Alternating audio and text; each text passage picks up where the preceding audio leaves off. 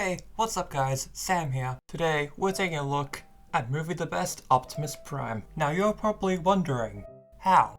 Well, I got it for a really good price on a site called Buy. Basically, it's a website where you can get things from Japan that wouldn't usually ship outside of Japan. Which is how I got this guy for, I think, $37? Plus shipping. Yeah, make sure to keep shipping in mind. Make sure to do research, but the site should be fine. So if you want to, go check it out. The good deals are a bit hard to find, but I don't really care how you spend your money, you goddamn weeaboo. Anyway, back to the actual figure itself. For my 50th video, I wanted to make it something a bit special, and I think this fits the bill pretty well. The colors are gorgeously muted. This is Optimus Prime at the worst point in his life, or he just decided to visit London. Either way, he's just down on his luck, and it's reflected by the dirty red paint at the front. You can see the flames that would have been there usually.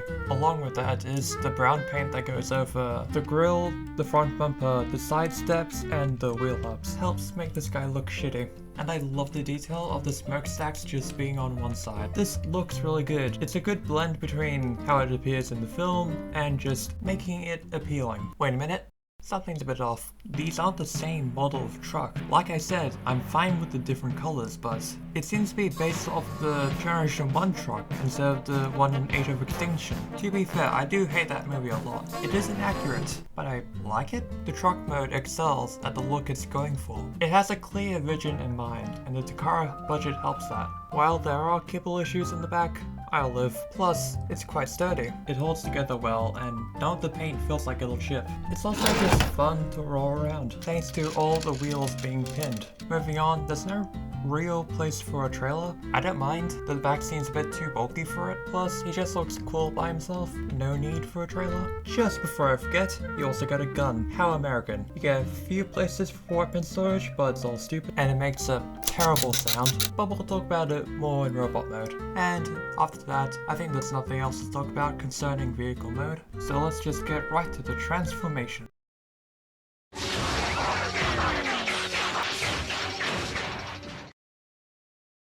The transformation was pretty fun. It worked like no other Prime I've ever seen. It does clash in a few areas, but it's still pretty good.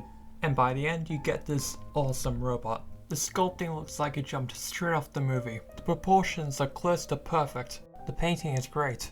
I mean, this looks just like my childhood hero. No, fuck! No, Optimus, please! Please! Fuck! How patriotic. And to use America as a metaphor, it looks perfect on first glance, but take a closer look and you see all the imperfections, like, say, the elbows. If you straighten them out, it looks quite ugly. Plus, one elbow is getting too loose, while the other is just too tight. To add insult to injury, these, inner mirror parts clash with the wheels. It's a little frustrating to get this guy just standing normally. Another part of that is the lower legs. You can see too much of how they work. Plus, they don't even lock in place. I hope you enjoy Optimus Prime falling and dying like he usually does. My final issue would have to be how the back looks. You know when some Transformers have like a backpack of kibble? This is too much in the other direction. Now I may have just rambled like a madman about all the issues, but you gotta keep in mind that this figure came out during a troubling time for Transformers, and this guy here tries to achieve a lot. The transformation is whack, and the posability is out of this world. At least at the time. The joints are overall on the solid side, but you can tell that there's been a bit of mold degradation. Basically, this guy's been reused a bit too much. And just like you heard, it doesn't really sound the best. And I'm going to be a bit more careful with him from now on. And the other answer is because he has a gun. And it isn't even his gun. It's the gun that's meant for Megatron. But I don't have that Megatron, so, you know.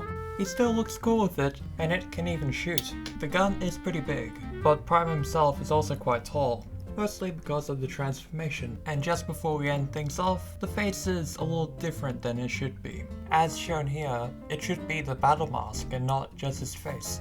Either I've gotten the most convincing knockoff ever, or this is a factory mistake, and I strongly don't believe it's a knockoff because the box looks so accurate. I'll probably verify it another day. But overall, Movie the Best Optimus Prime is really good. There are flaws, but if you like what you see, go ahead. I took my shots and I'm happy, so you probably will be. Let's go with 7 out of 10. I believe that's all, so have a good one.